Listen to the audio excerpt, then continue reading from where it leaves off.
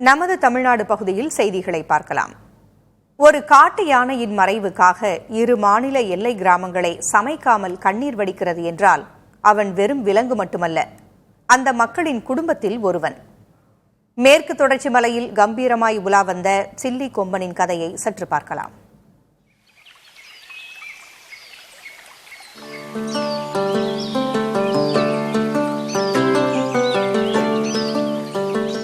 தமிழகத்தின் ஆனைமலை புலிகள் காப்பகமும் கேரளாவின் நெல்லியம்பதி மலைக்காடுகளும் தான் சில்லி கொம்பனின் பூர்வீக பகுதிகள்.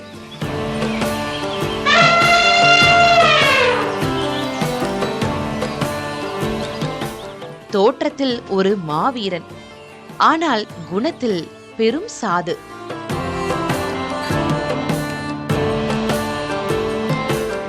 தமிழக மக்கள் அவனது சுள்ளி போன்ற தந்த அமைப்பை பார்த்து சுள்ளிக்கொம்பன் என்று அழைத்தார்கள். அதுவே மலையாளத்தில் சில்லி கொம்பனானது.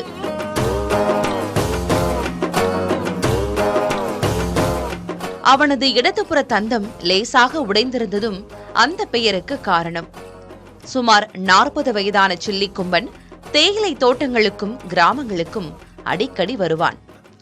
ஆனால் தன் வாழ்நாளில் ஒருவரை கூட அவன் தாக்கியது இல்லை. பலா மா என்றால் சில்லி கொம்பனுக்கு அலாதி பிரியம்.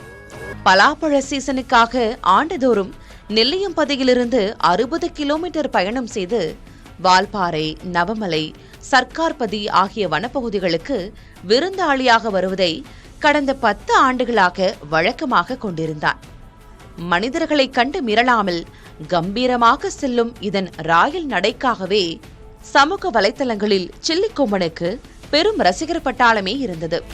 ஆனால் அந்த பலாப்பழ பாசமே அதன் இறுதி பயணத்திற்கு பாதையாக மாறியது. கடந்த ஏப்ரல் மாதம் கேரளா திரும்பிய சில்லி கொம்பன் பலாப்பழ சீசனுக்காக மீண்டும் தமிழக எல்லைக்குள் நுழைந்தான்.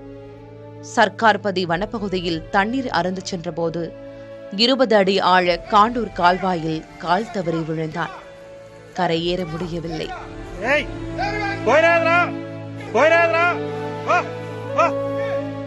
உடுமலை திருமூர்த்தி அணையின் மதகில் கரை ஒதுங்கிய சில்லி கொம்பனின் உடலை வனத்துறையினர் மீட்டனர்.